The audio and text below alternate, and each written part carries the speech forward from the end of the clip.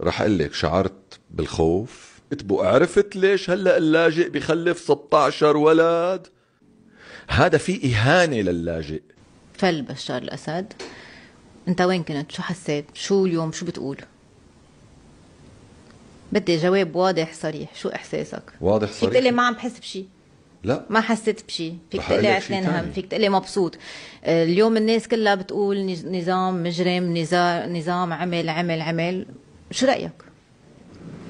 رح أجاوبك جواب فعلا صريح. ما المهم شو منحس بهي الحالة.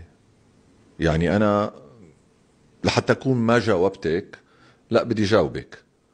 رح أقول لك شعرت بالخوف، شعرت بحالة عدم اليقين،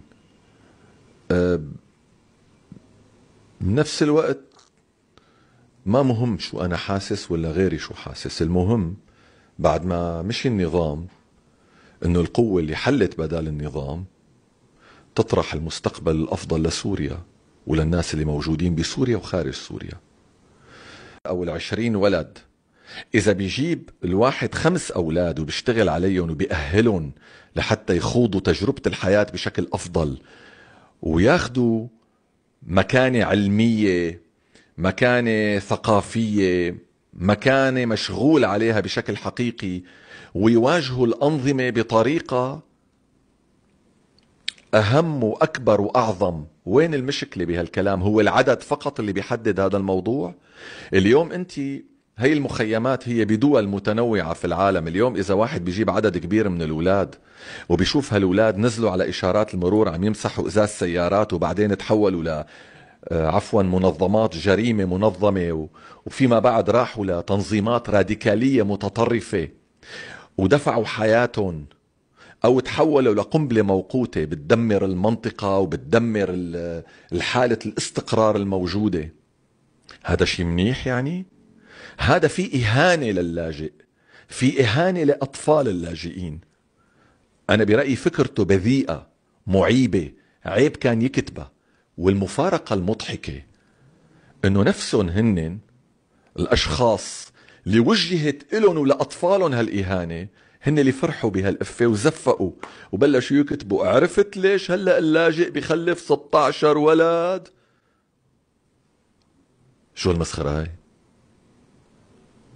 طيب وسقط النظام هلأ، اللي لي هال16 ولد بعد ما سقط النظام شو صارت مهمتهم بالنسبة لزميلنا الفنان؟ يسقطوا النظام اللي بعده ولا يروحوا يصيروا داعش ويسقطوا أنظمة جديدة؟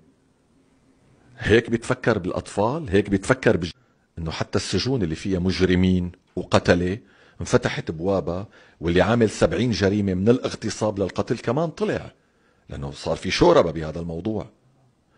بس اليوم هاي المعتقلات اللي طلعوا منها كل هالناس، وأنا بدي أقول من قلبي أنا بقول الحمد لله على سلامة أي معتقل طلع، بس هاي المعتقلات رح تضل فاضية ولا رح ترجع تتعبى من أول وجديد؟ المرصد السوري لحقوق الإنسان اللي كان رأس حربة في مواجهة النظام خلال السنوات الماضية كلها بيقول إنه خلال شهر واحد من تسلم السلطة الجديدة في سوريا شؤون الحكم لليوم في عندك أكثر من 30 ألف معتقل جديد ما حدا بيعرف عنهم أي شيء. وينهم؟ ما حدا بيعرف حد أبدا، اختفت أخبارهم. وفي عندك أكثر من 9000 معتقل من المجندين. هاي المرصد السوري. طيب نحن اليوم طريقة اعتقالهم، طريقة محاسبتهم، طريقة محاكمتهم، طب عليه إشارة استفهام كبيرة. اليوم أنت فرغتي المعتقلات والسجون، بدك ترجعي تعبيها بأي آلية وكيف؟ يعني نحن بدنا نرجع بنفس الطريقة الأمنية اللي كنا نشوفها، ينشحت واحد قدام الناس وعما ينخبط بالكلاشنكوفات مدمى ويروح ويختفي ما عاد يبين؟